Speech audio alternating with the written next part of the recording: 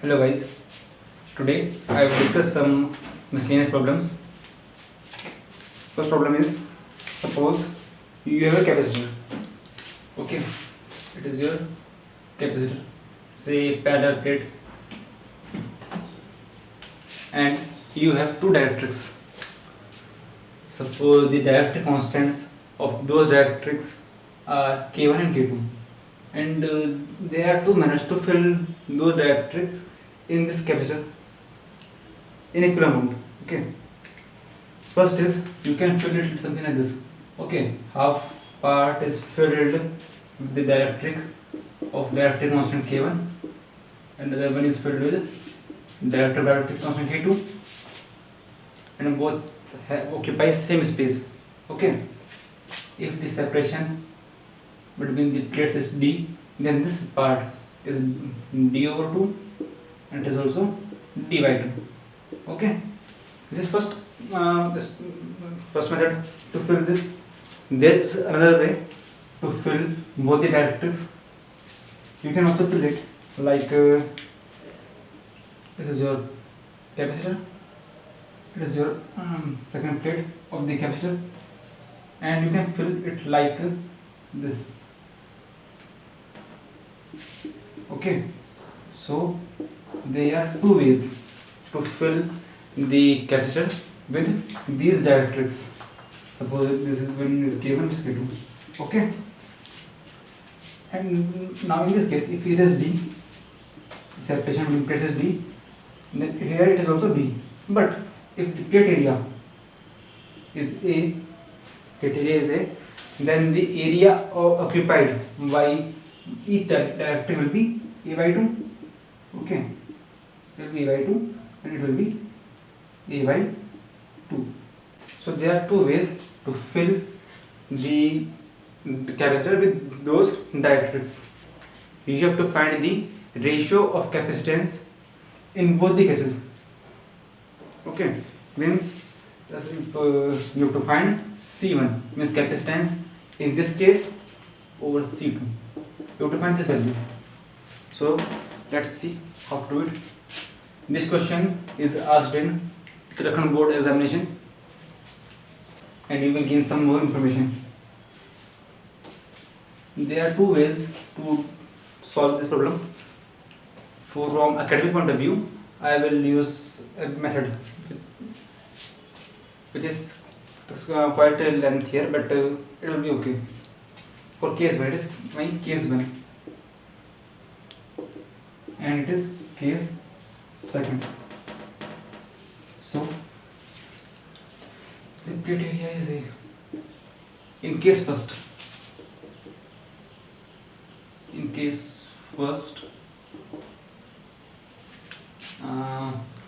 you can consider that the charge is flowing, plus Q charge goes here, and it comes out from here, charge Q. Okay, so the charge in this plate is positive Q, it is negative Q. Charge has gone here, so you can think, okay, it does not happen. I am already saying that it does not happen, but you can assume that charge has flown through this space. Okay, however, there is no medium to conduct, but you can assume for your simplicity. So if you assume that the charge has flown through this medium, then you can clearly see that if charge enters like this, the charge remains same in both the electric. Okay, it does not happen. I am saying it again. It is only our assumption for the visualization. It is called series combination of dielectrics. Okay, this is the series combination of dielectrics. Series combination of dielectrics. Okay, because if you assume that the charge is fluctuating, the charge remains constant. So you can consider that this part is a capacitor and is another capacitor. So the capacitance of this part is say C K1. Okay, is given by K1 times Ka. A means area of this plate is A over D. D means separation. The separation is d by 2 here. It is d by 2 and here epsilon naught also. So if you simplify it will be 2 times k1 a epsilon naught over d. It is the capacitance of this part. And if you find the capacitance of this part, it will be similarly Ck2 equal to 2k2 times a epsilon naught over d. You can show yourself. What is the capacitance of the entire capacitor? So if you can see that these two are connected in series, because if you consider it as a capacitor, the charge is flowing. So it is the series combination, and in the series combination, the effective capacitance is given by 1 over C1 plus 1 over C2, that is CK1 plus 1 over CK2. Okay, I am writing as CS as for series. Okay, so for these values, CK1 it will be D over 2k1a epsilon naught plus d over 2k2 a epsilon naught. You can take dA epsilon naught out from this expression and it will become 1 over 2 times 1 over k1 plus 1 over k2 times dA epsilon naught. And if we simplify it will become k1 plus k2 over k1 k2. So this k1 plus k2 over 2 k1 k2 times dA epsilon naught over 1 over CS, or you can find CS is 2 k1 k2 over k1 plus k2 times A epsilon naught over D. This is the capacitance in this case. Okay, so what is the capacitance? Now let's find the capacitance in the second case. In the second case, if you assume that charge is flowing like this, then you can see that the charge goes like this and it divides and then joins again. So charge is dividing. However, the voltage or potential difference remains same. So it is the parallel combination. Okay, this is the parallel combination of dielectrics. Parallel combination of dielectrics. Okay, so find the capacitance of first part. It will be given by CK1 equal to, recall the formula, C equal to Ka epsilon naught over D. Here it is K1 for the first part. A means area. Area of this part is A by 2. Okay, this is A by 2. So A by 2 epsilon naught and D. D means this separation. Separation is D. This is the capacitance of upper part, and similarly you can find the capacitance of lower part. It will be this. Okay, it is in the subscript. Okay, it is the parallel combination. So in the parallel combination, the effective capacitance is given by Cp equal to C1 plus C2. It is here Ck1 plus Ck2. Put the values of Ck1 and Ck2.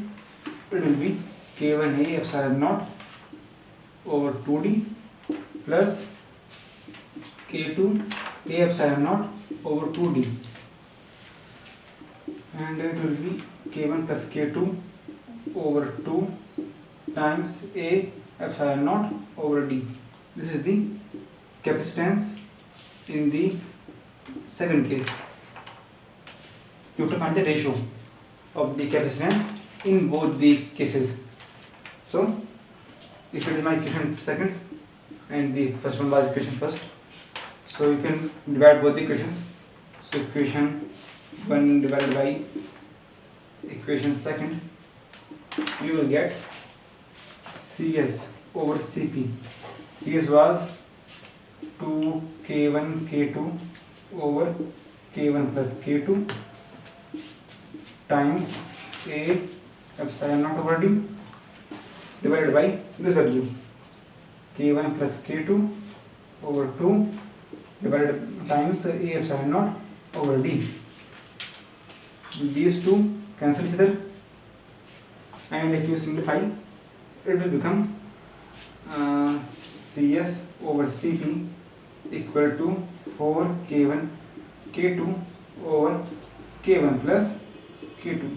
This is the general formula for the comparison of the capacitance in series combination and parallel combination of dielectrics. Okay, if we put the values of dielectric constants in this expression, you will find the ratio in the given case. Okay, as you have seen that the capacitance in the series case was given by cs equal to k2 k1 k2 over k1 plus k2 times a epsilon naught over d, and here it was given by k1 plus k2 over 2 times a epsilon naught over d. Okay, suppose I replace those dielectrics by a single dielectric and I get the same capacitance, then the dielectric constant of that dielectric will be the effective dielectric constant. So this term acts like the effective dielectric constant. We call that the capacitance of parallel plate capacitor is given by C equal to K A epsilon naught over D. Okay, compare this with this expression. You will find that K, here it is 2K1 K2 over K1 plus K2, and it is in series, so K is for series, and in this case it is Kp, P for parallel, is K1 plus K2 over 2. These are the effective dielectric constant in the series and parallel combination of dielectrics. You can also use these values to find the ratio, and I recommend to remember these values, okay, because they will be very useful in various exams and some different and difficult problems.